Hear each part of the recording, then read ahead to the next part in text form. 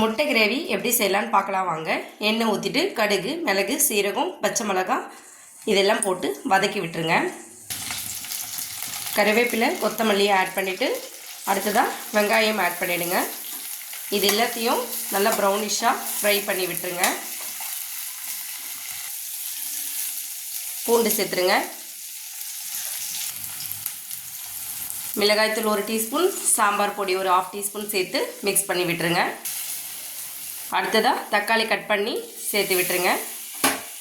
சேர்த்துட்டு கல்லுப்பு சேர்த்து நல்லா அடுப்பு கொஞ்சம் ஸ்லோவில் வச்சு தண்ணி விடாமல் வதக்கி விடணும். ஒரு 5 நிமிஷம் தக்காளி வதங்கின அப்புறம் தண்ணி ஊற்றி நல்லா வேக விட்டுருங்க. நல்லா ஃபுல்லாக வேகணும்.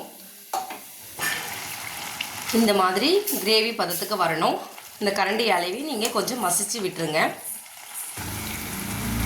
கிரேவி இந்த பக்கம் நல்லா கொதிக்கிட்டோம். நல்லா இந்த மாதிரி கிரேவியாக வந்துடுச்சு.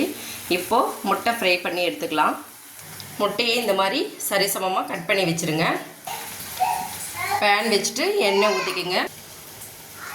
1 டீஸ்பூன் மிளகாய்த்தூள், ஒரு 1/2 டீஸ்பூன் சால்ட், ஒரு 1/4 டீஸ்பூன் மஞ்சத்தூள் ஆட் பண்ணிக்கோங்க. ஆட் பண்ணிவிட்டு இது மூணுத்தையும் நல்லா மிக்ஸ் பண்ணி விட்டுருங்க. இந்த மாதிரி இப்போது முட்டையை ஒவ்வொன்றா இந்த மாதிரி போட்டு விட்டுருங்க. போட்ட உடனே திருப்பக்கூடாது. ஒரு 5 மினிட்ஸ் அது அப்படியே இருக்கணும். அப்போ தான் அந்த மஞ்சள் கரு ஃபுல்லாக செட் ஆகணும். அது வரைக்கும் அப்படியே விடுங்க. கொஞ்சம் அடுப்பு மீடியம் ஃப்ளேமில் வச்சுக்கோங்க. இந்த கிரேவியில் பெப்பர் கடைசியாக ஆட் பண்ணி விட்டுருங்க. இப்போது அப்படியே இது எல்லாத்தையும் ஒவ்வொன்றா திருப்பி விட்டுருங்க.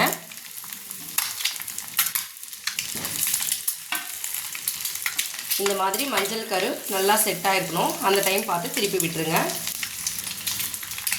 இப்போது பேக் சைடும் நல்லா ரோஸ்ட் ஆகணும். இப்போது இதை எடுத்து இந்த தக்காளி கிரேவியில் போட்டு விட்டுருங்க. இந்த மாதிரி திருப்பி போட்டு விட்டுருங்க.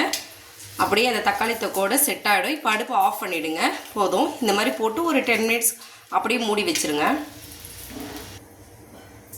இப்போ நீங்கள் சர்வ் பண்ணும்போது இப்படியே அழுக்காக இந்த மாதிரி ஒரு கிரேவி எடுத்து அப்படியே நீங்கள் சைட் டிஷ்ஷாக வச்சுக்கலாம். இது வெரைட்டி ரைஸ்க்கு ரொம்ப நல்லாயிருக்கும். ட்ரை பண்ணி பாருங்கள். தேங்க்யூ.